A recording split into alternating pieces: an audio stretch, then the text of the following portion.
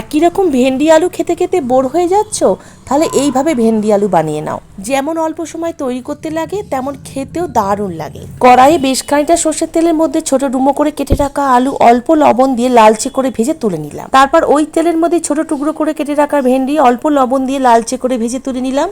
কড়াতে আরেকটু তেল দিয়ে তার মধ্যে হাফ চা চামচ গোটা সর্ষে আর 1 টেবিল চামচ রসুন কুচি ফোড়ন দিয়ে রসুনটা হালকা লালচে করে ভেজে নিয়ে দিয়ে দিলাম 2 মিডিয়াম সাইজের পেঁয়াজ কুচি আর কাঁচা লঙ্কা কুচি। এগুলোকেও হালকা লালচে করে ভেজে দিয়ে দিলাম স্বাদ মতো লবণ, হলুদ গুঁড়ো, সামান্য কাশ্মীরি লঙ্কার গুঁড়ো আর 1 টেবিল চামচ টমেটো কেচাপ। মিডিয়াম ফ্লেমে মশলা খুব ভালো করে কষে নিলাম। কষতে কষতেই দিয়ে দিলাম 1 চা চামচ ম্যাগি মশলা। এবার মশলা কষাতে কষাতে একদম তেল ছেড়ে দিলে 2টো ডিম ফাটিয়ে দিয়ে দিলাম। এবার ডিমটা সমস্ত কিছুর সাথে ভালো করে নাড়াচাড়া করে ডিমের ভুর্জি বানিয়ে নিলাম।